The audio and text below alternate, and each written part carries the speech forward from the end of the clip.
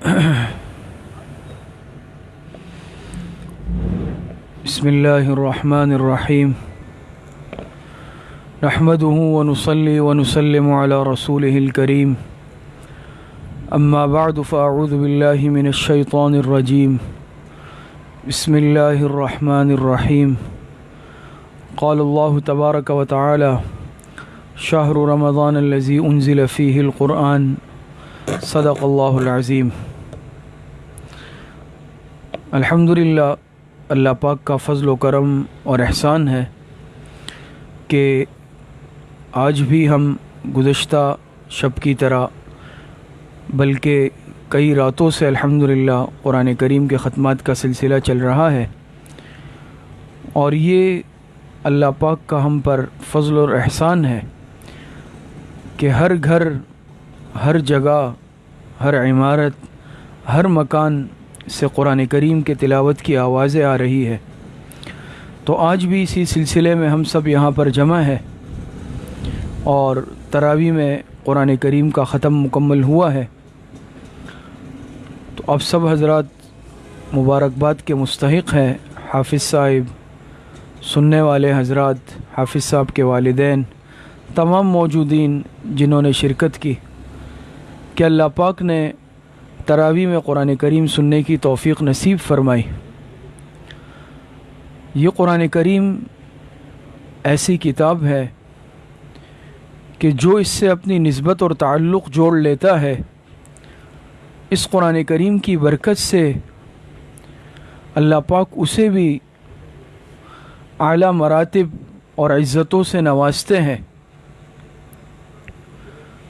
जैसा कि एक निस्बत होती है हर चीज़ की, और निस्बत की वजह से उस चीज़ के मर्तबे और मकाम में फ़र्क आता है। उस दिन भी जैसे मैंने एक जगह अर्ज़ किया कि हमारे बड़ों ने, बुज़ुर्गों ने लिखा है कि ये कुरान करीम की निस्बत ऐसी आली निस्बत है कि जो इंसान इससे अपना ताल्लुक़ कायम कर लेता है, अल्लाह पाक उसे अज़मतों और रिफ़अतों से नवाजते हैं। और निस्बत की वजह से बहुत बड़ा फ़र्क आता है। जैसा कि एक पत्थर है, बल्कि दो पत्थर एक जैसे हैं। एक पत्थर वो है जो आम फ़र्श पर लगा, उसी तरह का दूसरा पत्थर है जो मस्जिद के फ़र्श पर लगा, अल्लाह पाक के घर में लगा। अब इन दोनों में फ़र्क आ गया।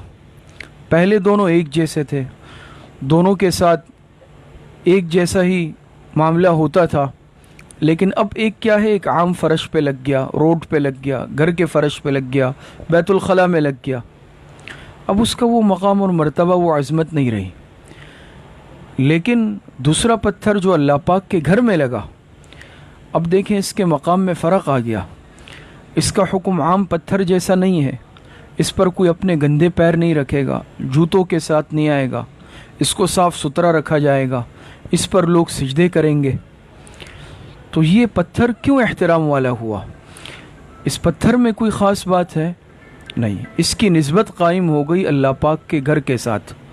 जब इस पत्थर की, बेजान पत्थर की निस्बत, एक जमाद है, बेजान चीज़ है, इसकी निस्बत अल्लाह पाक के घर से कायम हुई, तो अब देखें इसके हुक्म में फ़र्क आया। इसी तरीक़े से एक आम कागज़ है या आम गत्ता है जो किसी किताब के साथ लगा हुआ है, तो उसको बेवुज़ू भी उठाया जाता है, उसको इंसान किसी भी हालत में उठा लेता है। लेकिन अगर एक गत्ता वो है जो कुरान करीम के सफ़हात के साथ लग गया, कुरान करीम की जिल्द के तौर पर लग गया, अब ये गत्ता जो कुरान करीम के साथ लगा है, उसके सफ़हात के साथ, अब इसका हुक्म भी वही है। इस कुरान करीम के गत्ते को भी अब बेवुज़ू कोई हाथ नहीं लगाएगा। इस कुरान करीम के गत्ते को, चाहे ज़ाहिर कुरान करीम के ऊपर लगा हुआ, ये कुरान करीम का जुज़ नहीं है, उसका हिस्सा नहीं है, लेकिन इसका एहतराम उसी तरह है। इसको कोई ज़मीन पर नहीं रखेगा, इसको कोई बेवुज़ू हाथ नहीं लगाएगा, बेएहतरामी का मामला इसके साथ नहीं करेगा। क्यों? ये गत्ता कुरान करीम के साथ जुड़ गया, इसकी निस्बत कुरान करीम के औराक़ के साथ कायम हो गई। इस निस्बत ने इसको भी मुहतरम बना दिया। तो आप इन मिसालों से समझ गए होंगे कि एक बेजान चीज़ है, पत्थर है, कागज़ है, गत्ता है, وہ اگر کسی مقدس چیز کے ساتھ جڑ جائے تو وہ خود بھی مقدس اور معظم بن جاتی ہے۔ تو یہ انسان جو اشرف المخلوقات ہے، عظمت والا ہے، یہ اگر قرآن کریم کے ساتھ اپنا تعلق جوڑ لے، قرآن کریم کو سینے میں محفوظ کر لے، قرآن کریم کے ساتھ تعلق قائم کر لے، اللہ پاک اسے کتنی بلندیوں سے نوازیں گے، اس کا اندازہ آپ لگا لیں۔ اور یہ ہم پر اللہ پاک کا احسان اور مہربانی ہے کہ آج سے کافی عرصہ پہلے جیسے ہم اپنے بڑوں سے، بزرگوں سے سنتے ہیں، اب بھی جو ہمارے بزرگ ساتھی موجود ہیں وہ اس بات کی تصدیق کریں گے کہ پہلے اس درجے کا ماحول نہیں تھا، حفاظ کی تعداد بہت کم ہوتی تھی، بلکہ بعض علاقے ایسے ہوتے تھے کہ وہاں پر مسجد میں تراویح کے لیے دور دراز سے حفاظ کو بلایا جاتا تھا، باقاعدہ تیار کیا جاتا تھا کہ بھئی آپ آئے اور ہمارے ہاں مسجد میں ہمارے لیے قرآن کریم کا ختم کروائے تراویح میں۔ حفاظ ملنے مشکل تھے، حافظوں کو ڈھونڈا جاتا تھا، لیکن اب آپ دیکھ لیں موجودہ زمانے میں، آج کل میں اللہ پاک کا کتنا فضل اور احسان ہے کہ اتنی تعداد ہے حفاظ کی کہ سنانے کی جگہ نہیں مل رہی۔ کئی ساتھی ملتے ہیں، بھئی تراویح کیوں نہیں پڑھا رہے، جگہ نہیں ملی۔ یہ اللہ پاک کا فضل ہے، ہر گھر میں حافظ بلکہ حفاظ، ایک ایک گھر میں، ہر بلڈنگ سے آواز آ رہی ہے، چھت سے۔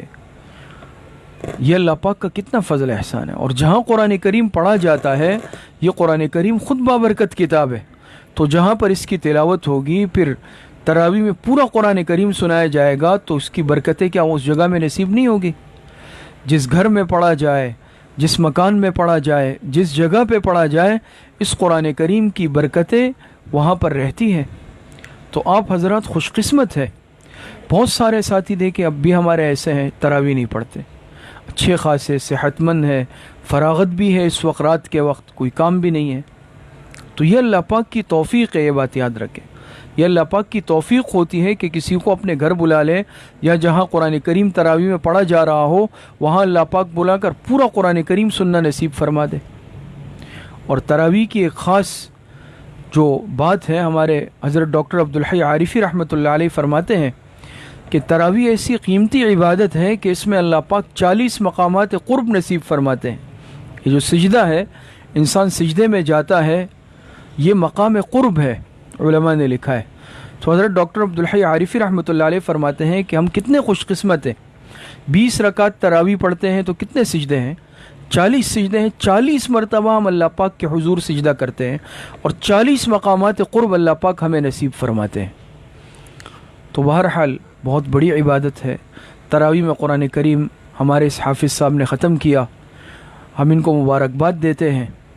اور آخری بات یہ ہے کہ الحمدللہ قرآن کریم تو آپ حضرات نے تراویح میں مکمل سن لیا، تو یہ بات بھی سمجھ لیں کہ بعض ساتھی بعض مرتبہ ختم قرآن کے بعد پھر اس درجے میں اہتمام نہیں کرتے، بالکل تراویح چھوڑ دیتے ہیں کہ چلے بھئی اب ختم کر لیا۔ تو دیکھیں قرآن کا ختم کرنا، مکمل سننا، یہ الگ سنت ہے، اور تراویح روزانہ پڑھنا یہ مستقل سنت ہے۔ اب اتنا ہے کہ آپ حضرات نے ایک جگہ قرآن کریم تراویح میں سن لیا، اب آپ کو یہ اختیار ہے کہ آپ کہیں بھی جا کے تراویح پڑھ لیں، کسی بھی امام کے پیچھے، حافظ صاحب کے پیچھے پڑھ لیں، یا خود سے پڑھ لیں، مختصر علم طرح سے پڑھ لیں، لیکن پڑھنی ضرور ہے۔ تراویح کی چھٹی نہیں ہوئی، قرآن کریم ختم ہوا ہے، تو تراویح کا اہتمام آخر تک کرنا ہے۔ اور آخری بات یہ ہے کہ رمضان کا مہینہ یہ انتہائی قیمتی مہینہ ہے، تو ہم اس کو اسی طرح گزار لیں جس طرح اس کے گزارنے کا حق ہے۔ اور گزارنے کا حق کیا مطلب؟ کہ ہر اس چیز سے پرہیز کہ جس سے روزہ متاثر ہوتا ہو۔ دیکھیں بعض مرتبہ ظاہری کھانے پینے سے تو ہم رکے ہوئے، ظاہری خواہشات سے اپنے آپ کو روکا ہوا ہے، لیکن گناہ اسی طرح چل رہے ہیں، آنکھ اسی طرح غلط استعمال ہو رہی ہے، زبان روزے میں اسی طرح غلط استعمال ہو رہی ہے، کانوں کا غلط استعمال ہو رہا ہے، تو یہ روزے کی روح کے خلاف ہے۔ روزے کا مقصد اور روح کیا ہے؟ تقویٰ، کہ تقویٰ حاصل ہو جائے، اور وہ تب ہوگا جب ہم رمضان کو اس کی اصل روح کے ساتھ گزاریں گے، وہ اس طرح کہ ہم رمضان میں اپنے زبان کی بھی حفاظت کریں، اپنی آنکھوں کی بھی حفاظت کریں، اپنے کانوں کی بھی حفاظت کریں، اپنے ایک ایک عضو کی حفاظت کریں، اور تقویٰ اور پرہیزگاری کے ساتھ اس رمضان کو گزاریں گے۔ اور علماء نے لکھا ہے کہ یہ مجربات میں سے ہے کہ جو شخص رمضان کا مہینہ جس طرح گزارتا ہے اس کا بقیہ سال اسی طرح گزرتا ہے۔ تقویٰ کے ساتھ یہ مہینہ گزار لیں، پورے باقی 11 مہینے اسی طرح اعمال کے ساتھ گزریں گے، اور خدا نخواستہ اگر اس مہینے میں بھی گناہ ہوتے رہے تو پھر باقی مہینوں میں اللہ حافظ ہے۔ تو بہرحال یہ چند باتیں آپ حضرات سے عرض کرنی تھی۔ اللہ پاک مجھے اور آپ سب کو صحیح عمل کی توفیق عطا فرمائے۔ وآخر دعوانا ان الحمد للہ رب العالمین۔ مفتی خالد صاحب انشاءاللہ دعا کروائیں گے۔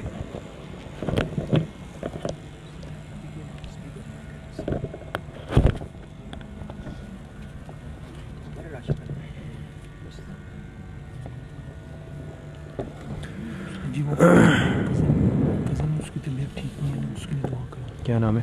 فرحان۔ ٹھیک۔ الحمد للہ رب العالمین والصلاة والسلام علی سید الانبیاء والمرسلین سیدنا و مولانا محمد وعلی آلہ واصحابہ اجمعین۔ اللہم آنس وحشتنا فی قبورنا، اللہم ارحمنا بالقرآن العظیم واجعلہ لنا اماما ونورا وہدا ورحمہ، اللہم ذکرنا منہ ما نسینا وعلمنا منہ ما جہلنا وارزقنا تلاوته آناء اللیل وآناء النہار واجعلہ لنا حجتا یا رب العالمین۔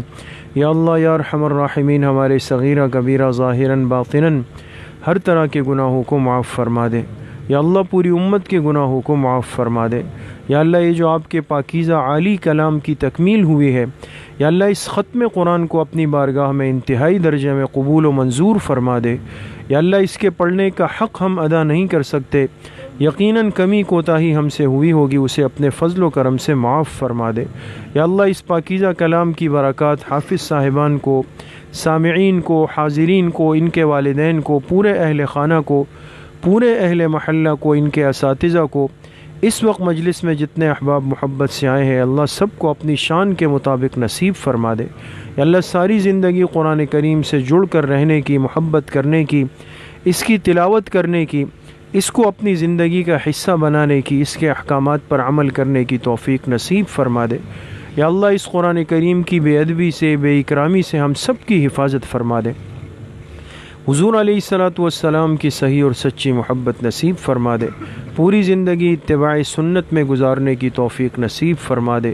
اے اللہ جتنے بیمار ہیں، گھروں میں ہیں، اسپتالوں میں ہے، اس مجلس میں ہے، حافظ صاحب کے کزن بیمار ہے، ان کے لیے خاص دعا فرمائے اللہ پاک ان کو اور سب کو شفائے کامل عاجل نصیب فرما دے۔ جتنے پریشان حال ہیں، جس قسم کی پریشانیاں ہیں، اللہ آپ سب کی پریشانیوں سے واقف ہیں۔ اے اللہ سب کی پریشانیوں کو اس مبارک مہینے کی برکت سے ختم فرما دے، یا اللہ دور فرما دے۔ اے اللہ برکتوں والی زندگی نصیب فرما دے، بے برکتی کی زندگی سے ہم سب کی حفاظت فرما دے۔ ساری زندگی یا اللہ دین کے تقاضوں پر اتباع سنت کے ساتھ چلنے کی توفیق نصیب فرما دے۔ ہم سب کا خاتمہ بالایمان و بالخیر نصیب فرما دے۔ ہماری دعاؤں کو اپنے فضل و کرم سے، فضل و رحمت سے اپنی بارگاہ میں قبول و منظور فرما دے۔ وصلی اللہ وسلم علی نبینا محمد وآلہ وصحبہ اجمعین برحمتک یا ارحم الراحمین۔